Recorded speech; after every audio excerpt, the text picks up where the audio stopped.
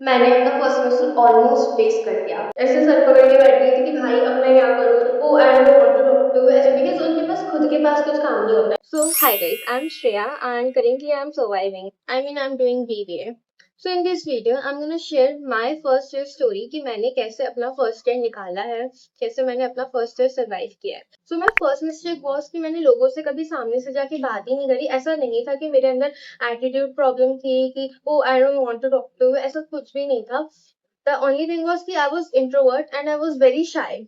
मुझे ऐसा लगता था कि यार मैं बात करूंगी तो ये मेरे बारे में क्या सोचेगा, अगर मैंने कुछ गलत बोल दिया तो ये क्या सोचेगा।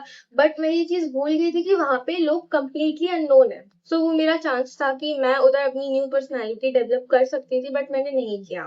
मैं लोगों के पास नहीं गई। जो जो मेरे पास आता था मैं उससे बहुत अच्छे से बात करती थी, हाय हेलो करती थी। तो इस प्रॉब्लम की वजह से आई किड यू नॉट, मैं पूरा फर्स्ट सेमेस्टर अकेले बैठी, ना कोई फ्रेंड ग्रुप, ना एक भी फ्रेंड, किसी से भी बात नहीं करी मैंने। ऐसा नहीं था कि लोग मेरे पास आते भी थे तब भी मैं बात नहीं करती थी, जब मैं कर लेती थी। बट हाँ, मैं ज्यादा नहीं कर पाती थी। तो so my second mistake was not joining clubs. तो मैंने कोई क्लब्स ज्वाइन नहीं करे, कोई ऑडिशंस नहीं दिए। हमारे पास फर्स्ट ईयर में बहुत अपॉर्चुनिटीज होते हैं कि हम ये क्लब ज्वाइन करें, वो क्लब ज्वाइन करें, बहुत ऑडिशंस होते हैं, बहुत सारी चीजें होती हैं हमारे पास फर्स्ट ईयर में करने के लिए।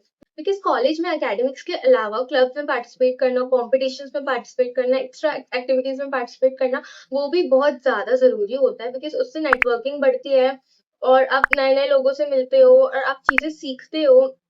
सो या this is very important. The third mistake was कि एग्जाम के एक रात पहले पढ़ना। सी आई नो ये हम सब करते हैं, ठीक है, but this is my personal opinion कि जब मेरा रिजल्ट आया था, सी मैंने मेरे फर्स्ट सेमेस्टर में मैंने भी ऐसे ही किया था। मैंने कंप्लीटली इग्नोर किया पूरा सेमेस्टर अपने सब्जेक्ट्स को। फिर मैं एक रात पहले मेरे ऊपर ही बर्डन आ गया था, मैं ही ऐसे सर पकड़ के बैठ गई थी कि भाई अब मैं क्या करूँ, इतने सारे सब्जेक्ट, मतलब इतना सारा सिलेबस है, बिकॉज सिलेबस वास्ट रहता है, ठीक है। सो ऐसे में सर पकड़ के बैठ गई थी कि यार इतना सारा सिलेबस है, एक रात में कैसे कवर होगा।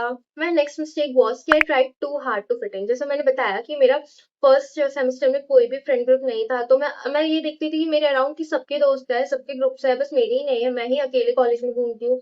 सो मेरे पास जो बात करने आता था, मेरी जिससे भी बात होती थी, अगर हमारी कुछ भी बात हो रही है और अगर मेरे को उस बात पे डिसएग्री भी करना है तो मैं नहीं कर पाती थी। बिकॉज मैं ये सोचती थी कि वैसे ही मेरा दोस्त नहीं है कोई, और अगर मैंने डिसएग्री किया तो व्हाट इफ इसको बुरा लग जाए।